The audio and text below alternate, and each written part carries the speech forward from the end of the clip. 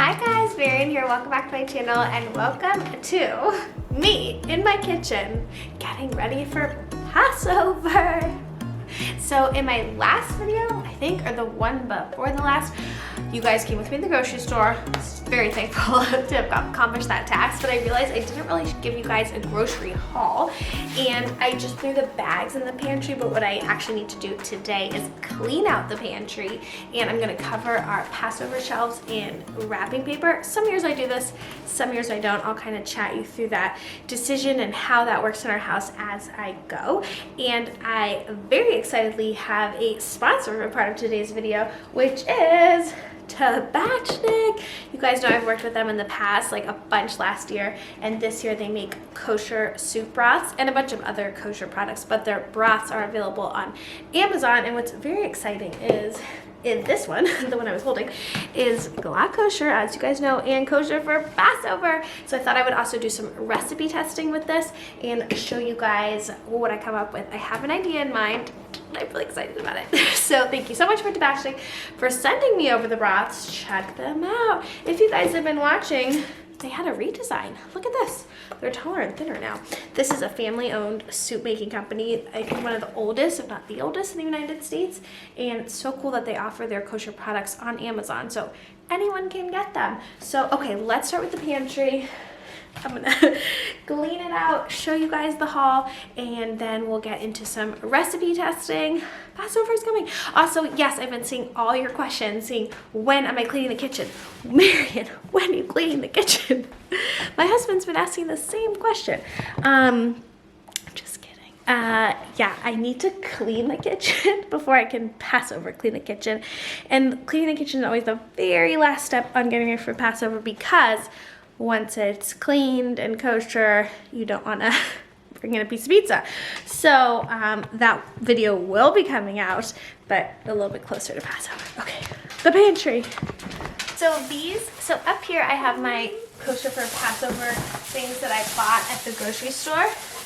And I'll kind of show you guys what they are as I'm taking everything out, and then we'll do a full deep clean. Okay, so I got the coffee cake mix. This is one of my favorites.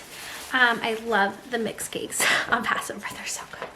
Matzah farfel. This can be used in a lot of different recipes. Anytime you want to create sort of like a bread base, like a pizza or that kind of thing, you can use farfel for that. It's just broken up pieces of matzah.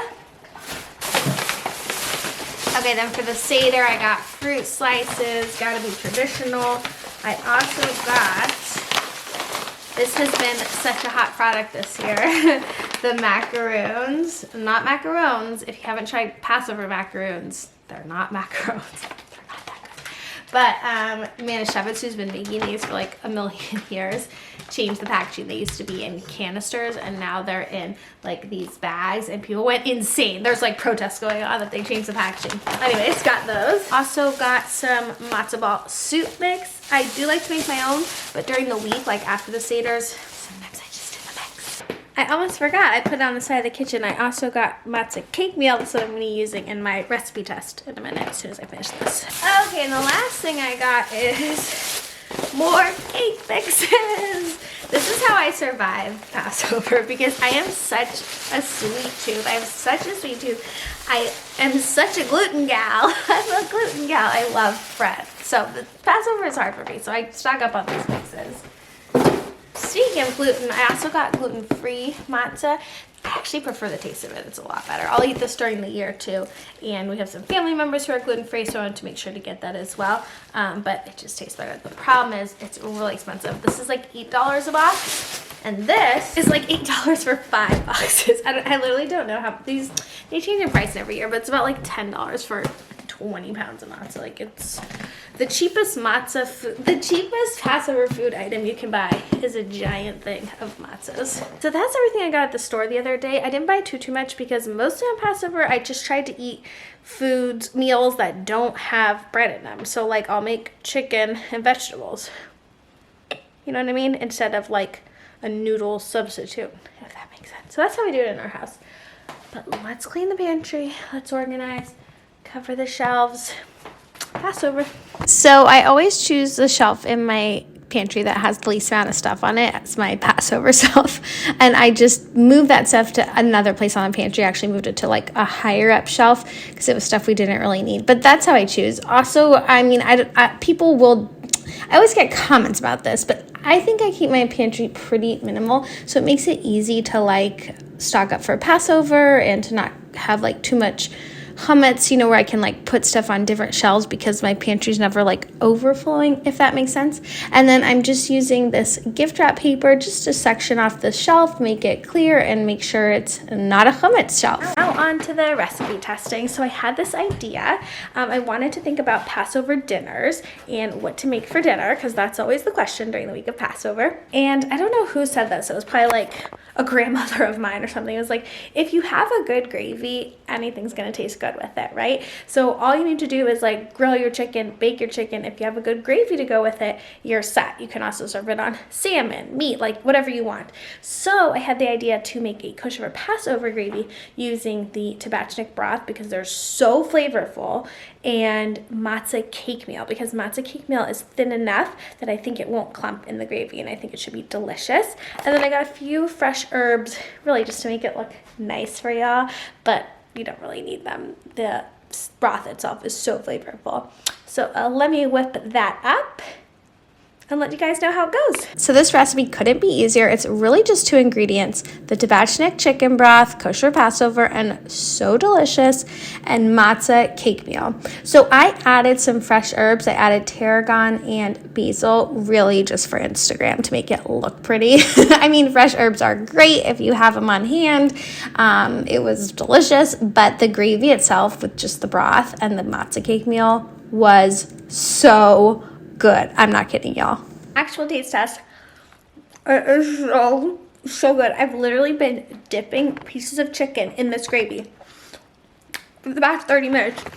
I'm trying to like take pictures for Instagram and like footage here for YouTube, and I can't stop dipping the gravy, dipping the chicken in the gravy. It's so good. Now my house smells like Passover, or at least Shabbat, Passover. So good. Oh my goodness. That's literally like the best chicken I've had in so long. And now back to the pantry stocking. So now that I have my Passover shelf clearly marked and separate from chametz, I'm putting all the Passover stuff that I bought on it, and I can very clearly see what I've got, and it'll be really handy for the week to just always go to that one shelf and know we can eat anything there. Okay, so that is my pantry Passover shelf done. Throughout the next week and a half until Passover, we are going to try to eat as much of this chametz as possible, but whatever is left, I'll just keep. Some Jewish people have a tradition of selling their chametz, so they write on a piece of paper like, this chametz is sold to such and such, and then this is usually arranged through a synagogue, and the synagogue will like give you a penny in exchange because they bought your chametz, and then technically you don't own it anymore, and then it's okay to be in your house because it's not yours. It's mishigas. Anyways, we don't do all that. We just don't eat the chametz. I get a ton of questions about the kids too and the snacks and whatever. That's a whole separate video, y'all. But anyways, what I like to do is just try to eat as much of the chametz as possible because we won't be eating it or buying it the week of Passover, and it's nice to like have a full, you know, clear out there. So that stuff is still here. What's left will just stay, but I will clean, maybe I will show that too, clean the shelves out as well right before Passover during the kitchen clean, just so it's just a good time to like go through stuff. But anyway, so this is the Passover shelf, and I love having just like one shelf.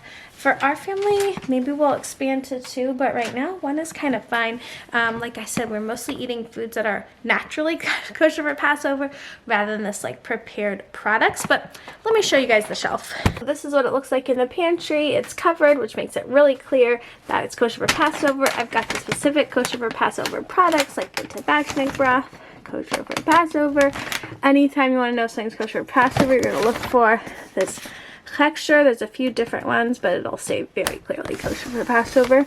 And then we also have foods like tuna, raisin, things that are naturally kosher for Passover. I'll also keep here as well, just to remember we can eat them. And then I've got the like dessert section, the Seder section, so I can remember to serve those. Thank you so much to Tabachnik. Thank you guys for watching. I'm gonna go eat more chicken, and I'll see you guys in my next video, which maybe we'll be cleaning the kitchen. Who knows? Bye.